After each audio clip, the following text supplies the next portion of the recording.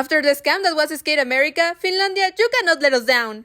Hello. There is no recap this week for Skate America, but my god, this is my recap. It sucked. I was hoping that at least for ice dances would be a fun weekend, but I think not even you were happy. Nobody hit their programs. Everyone who won was kind of like dumbfounded by their winning. It was just so bad, and my takeaway, Kao should have come because that way he would have won. The worst event of the season so far, and on the run for the worst of the quad. Justice for Rinka. Anyway, Finlandia, you're deciding the future. Who has secured a spot already? Ilya Malirin, Shunsato. And that's it? Why do men have to be so weird? Okay, Shadorov also qualified. Daniel is about to qualify? No, he was 7 and he's gonna qualify? I hate men. Dr. Walter Virtanen is making his appearance at his home GP. If anything, you must admire this man's determination and love for the sport. He chased his world minimum for so long last year. At Beijing Nebelhorn, he went for a quad that sadly was not landed. His personal best comes from Merano Ice Trophy earlier this year with 212. The 3 competitions he entered have not been great, especially the short where his highest has 58 points and his goal will be breaking 180 overall. Coach Let's Dennis Vasilyev struggled big time at Cup of China, scoring at 204 and not risking a quad in the free, yet falling twice in the short, and a protocol filled with cues and under rotations. Since his name is not Jason Brown, not even his components can save him. In my opinion, he should risk a quad Salchow in the free. I doubt he has much to lose if he doesn't land it anyhow. Jimmy Ma is chasing one of the spots, and I had hoped he would be very much in the fight. Unfortunately, one of the parameters is consistency. Therefore, a score of 218 and 208 at NHK don't give me much hope. His free has one too many music cuts that prevents me from enjoying it at its fullest, but it's still pretty fun jumps aside. Matteo Rizzo is about to lose on skating at home, isn't he? He was Italy's beacon for years, but that hip injury really derailed him. His quads have deserted him just like his federation, and as a fan, hopefully he'll be able to break 240. Andreas Nordbach, an interesting skater with an interesting eating habit from my POV, achieved his personal best at Lombardia 2 months ago. His last competition was Dennis 10 Memorial, where he scored 205. His out-of-pocket program suited him better than Romeo and Juliet, but hey, at the very least he's keeping his short that is not generic like most men's programs competing currently. The youngest Celebro is on his second assignment after finishing 8th, but more importantly, 20 points behind his brother. While scores across competitions are a feeble thing to consider for Olympic qualification, consistency is a factor for most federations. Mikhail needs to slay this event, or his older bro will be the one going to Italy. God, the more I look into this lineup, the more inconsistent they get. Canadian boys quarreling for the Olympic spot, again head-to-head in the GP. The useless Canadian Fed will have a lot of data to decide. It better be one of these two. 3/10 of a point separated them at Skate Canada. Stephen Gogolev with a stronger short tram and Sadovsky with a stronger free. Whoever befriends Ulrich Salka will come out victorious. 211 is the score for Sota Yamamoto at Cup of China. If the federation cared for Sota as they do Kao, I would believe he still has a chance to make the Olympic team. However, it's pretty clear the spots will be for Yuma, Shun, and Kazuki or Kao. Sota would need to dazzle, upset Yuma, and a terrific participation at Nationals for Japan not to overlook him. Cup of China was disastrous with issues in his Salchow and Axel, and the loose that never was. Aside from those issues, his lines are awe-inspiring. Finally, the man with a foot on the final. Okay, maybe Jason doesn't have a foot there, but he rang the bell. He finished 4th outside the podium at Scam. Not his strongest free program. I have an issue this season because I think most skaters are confusing mature music to sad music. How is it that we're in Olympic season and a lot of programs are just Anywho, a 3rd place will send him to a tiebreaker with Daniel Grassel. If he's 3rd, he needs to score above 267, which would be quite hard considering he got 239 this past weekend. A 2nd place will tie him with Shidorov at 24 points and secure the last spot in the final. Last spot, of course, if Adam does not implode somehow. Adam Siao and Yuma Kagiyama need merely a 4th place to qualify. Adam skated the best free we have seen of him in like 2 years. You do not need to do much, Adam, just stay on your feet. Those off-axis jumps are gonna be the death of me.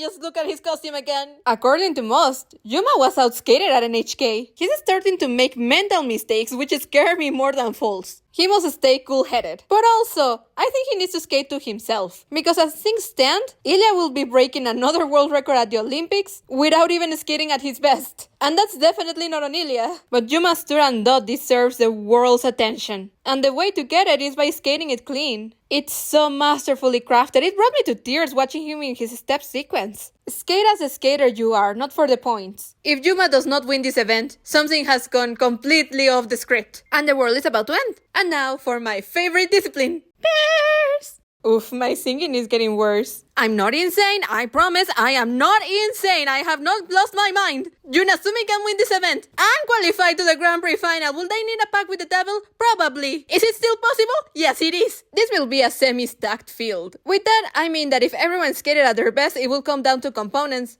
No shit, Sherlock. What I mean is that they are all capable of being above average. Wanna know why I'm not insane? Considering the pairs, only at this event, Yunasumi has the second highest score behind only Miniki, and the difference is 5 points! 202 at NHK versus Miniki's 207 at Skate Canada. Miniki, if you do me this solid, you'll be world champions twice in a row. That's a great deal, and you know the skating gods repay. Ask Francois. If Yunasumi win, they qualify. Yunasumi second would require Pavlova Sviatchenko to withdraw and Kamoshea to be fourth here. Miniki are clearly the ones to beat. Firstly, they need to check that there are no ends to trip them after they have succeeded in their element. Secondly, they need a more exciting free. I even came with a proposal, Rosalia's new song. I heard the song and I immediately thought Miniki would murder all of the attendees if they skated to it. It's such a powerful song. But maybe cut the last part because I really don't want to hear someone talking about their dicks in the Olympics. Alas, first or second at Finlandia will grant them access to the final. A third means tiebreaker with Pavlova Sviatchenko, in which they need to score above 193. Also in a tiebreaker with Pavlova Sviatchenko are Elikam and Daniel Shea, who finally skated a clean free in Canada. They almost come to a full stop in the throws, but at least they landed. A second place with 201 points behind Miniki gets them the ticket. Second behind Yunasumi, Miniki out of the final, or a tiebreaker with both Miniki and Pavlova Sviatchenko. But that's too egregious, isn't it? Zhang Huang, the youngster from China, are under the same circumstances as Yunasumi. They need to win the event. It's almost eerie how similar these two pairs have it. Both would have been silver or bronze in their respective events had they not been down ball for being new contenders and judges protecting the more nerds of the discipline. I think they're gonna beat the Usonians. But has he learned to show appreciation for his partner? Men, do better! Look at Sumitada, he skates with Yuna or nobody else, following the steps of who? Of Han Song. Either he skates with Wei Ying or nobody. That's why Yunasumi are baby goats. And I'm almost expecting you to break up eventually. Young pair with a clean short in Skate Canada but couldn't withstand the pressure and fell to fourth with 186 are Leah Pereira and Trent Michaud. Highlight of the weekend were mates Lori Nestier, who medaled with 182. Leah and Trent cannot rest on their laurels, or Kelly and Lucas might snatch the ticket to Milano. Please change your free. The not so newlywed Efimova Mitrofanov didn't have the skate they wanted nor the skate we expected at NHK. But hey, they scored 193. Cup of China and NHK were just stacked. As is Finlandia, not gonna lie. Fun fact, they've scored 193 twice in the 3 competitions they've partaken. 193 at Finlandia? Now our favorite midfielders who might rank last at the GP. Aye, that feels wrong. I've learned that Gilardi and Brosini do well when I speak badly of them, so don't expect much from this team. They can rarely land their side-by-sides or throws or twists. Their choreo sequences? Atrocious. They will never be able to capitalize on Beccari Guarise injury. Skate Canada was an event to forget for Chetenin and Wozniak. Last place finish and a score of 163. They are recycling the short for a third season. Despite me loving it, a third season is pushing it. Their free is not great, and at Canada, they look disconnected, not to mention lost in their choreo, tripping over themselves and simply not finding their rhythm. This is an enjoyable pair usually. Even if they finish last again, crossing my fingers that they go back to 170s and 180s. Onwards to the event. Women! A trio of Finnish women are debuting in the GP. First is Selma Valitalo, please someone tell me how to say her name, who we get to see every once in a while at senior peak competitions. Her personal best is 152, set in February. The second is Olivia Lisco, who hasn't done badly in her last competitions with respectable scores of 171 and 173 at Swiss Open and Lombardia. It's true that neither will get on the podium, although it can be an interesting battle against Ida Karhunen.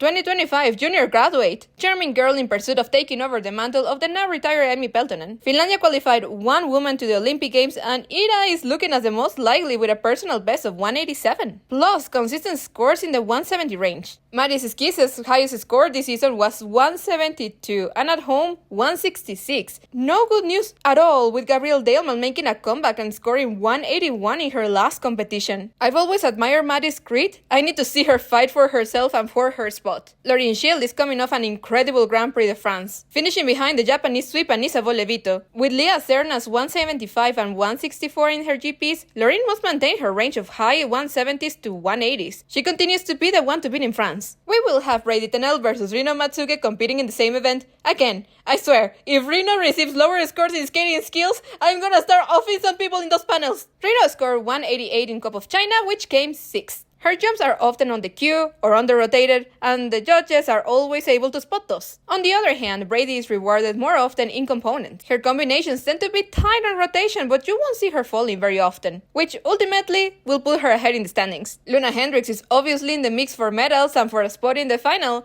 However, a couple of things need to happen. Firstly, she needs to finish ahead of Rion Sumiyoshi. Secondly, with a score above 210. And third, for Tamodelkina not to get a visa on time and medal. 198 was Luna's score at NHK that translated to a bronze. On this field, it might equal 4th or even 5th. In order to qualify to the final, Rion needs a second place finish with a score equal or above 194. Highly doable in scoring. I'm gonna be so mad that she will have the 4th highest score on the circuit and she might miss out on the final anyway.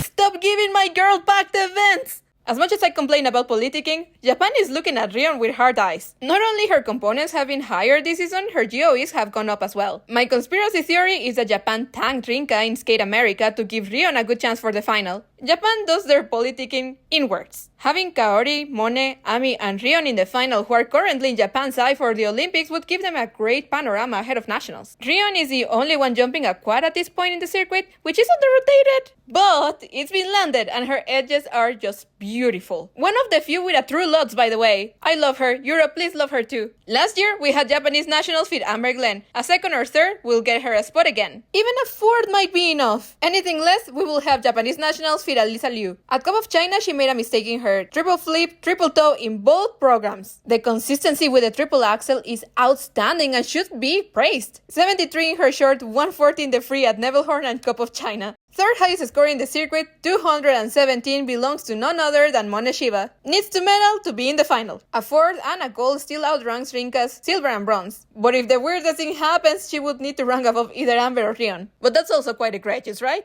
We've come to the end of the circuit. Just how much did you despise Skate America? Comment below, and you better subscribe or you're gonna be stuck with the ISU AI-generated preview that is not in the least accurate. Next time I see you, we'll know who's in the final. Bye! Yuna Sumi need to prove that they can skate outside of Japan. Please, you can do it! Please! I believe!